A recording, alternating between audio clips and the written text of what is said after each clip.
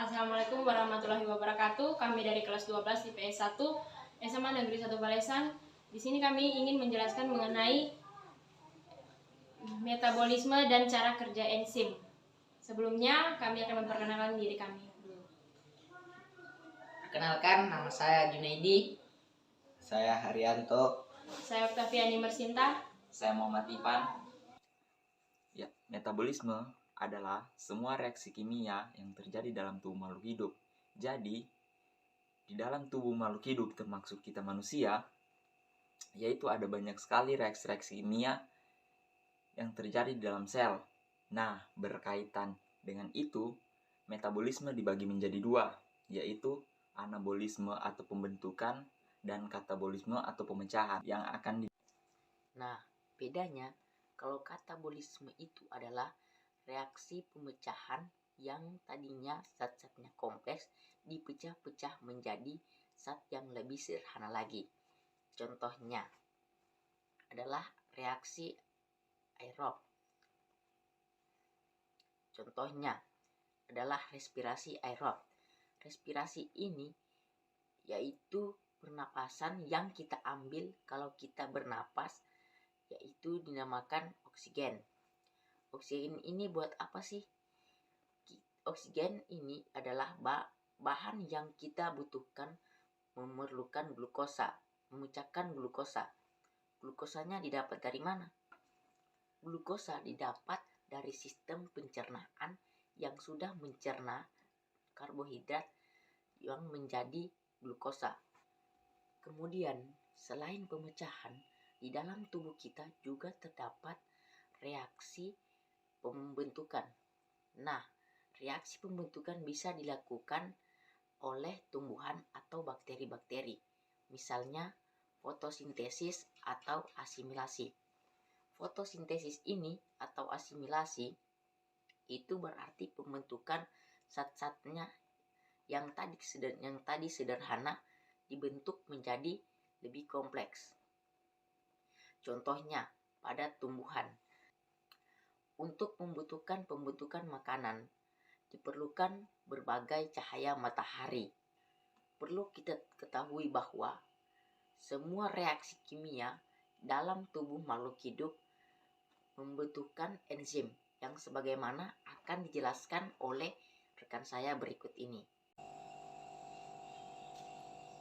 Jadi, enzim itu adalah senyawa atau zat kimia yang berada di dalam tubuh makhluk hidup yang dibutuhkan untuk mempercepat jalannya reaksi sehingga bisa disebut sebagai biokatalisator.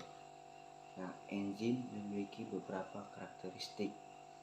Yang pertama, sifatnya mempercepat reaksi kimia dalam makhluk hidup. Diperkecil oleh enzim dengan memperkecil energi aktivasi.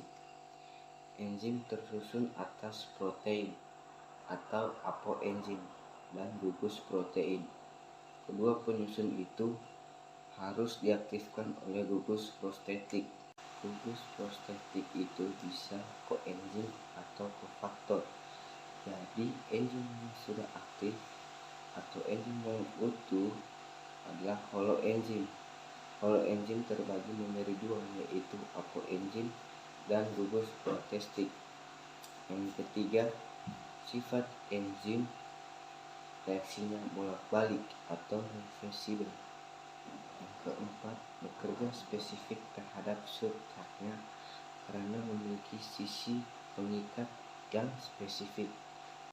Enzim bekerja secara khas, yang artinya setiap jenis enzim hanya dapat bekerja pada satu senyawa atau reaksi kimia. Nah, hal ini disebabkan karena perbedaan struktur kimia setiap enzim yang bersifat tetap. Cara kerja enzim sebagai biokatalisator dilakukan melalui reaksi cepat dengan cara menurunkan energi yang diperlukan untuk keterlangsungnya reaksi kimia di dalam sel hidup. Zat yang akan dikatalis oleh enzim yang disebut sebagai substrat. Nah, substrat akan berikatan dengan enzim pada daerah yang disebut dengan aktif. Sisi aktif pada enzim hanya dapat berikatan dengan substrat tertentu. Beberapa para ahli mengambil hipotesis bahwa cara kerja enzim sesuai dengan beberapa teori. Teori yang pertama, kunci gembok atau lock and key, yang dipopulerkan oleh Emil Fischer, serta teori yang kedua, kecocokan yang terinduksi atau induced. Teori ini dipopulerkan oleh Daniel Kaslan. Kita bahas teori yang pertama dulu, yaitu lock and key. Menurut teori lock and key, cara kerja enzim mirip mekanisme kerja kunci dan gembok.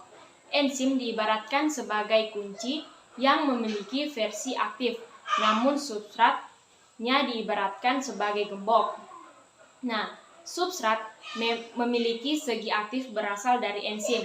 Seperti halnya kunci memasuki gembok, substrat sebelum itu diubah menjadi produk tertentu. Inilah yang sebelum itu dilepaskan dari enzim yang berasal dari enzim siap menerima substrat baru. Nah, teori yang kedua, teori induced.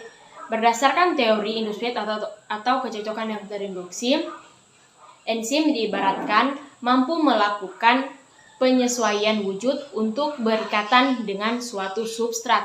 Hal ini bertujuan untuk menambah keserasian bersama substrat yang membuat enzim dan substrat menjadi lebih reaktif. Enzim molekul memiliki segi aktif, tempat menempelnya substrat sehingga terbentuklah molekul kompleks. Enzim substrat, pengikatan substrat menginduksi penyesuaian dengan terhadap enzim sehingga menambah keserasian pada keduanya dan mendorong kompleks enzim ada dalam kondisi yang lebih reaktif. Nah, sekian penjelasan saya. Terima kasih.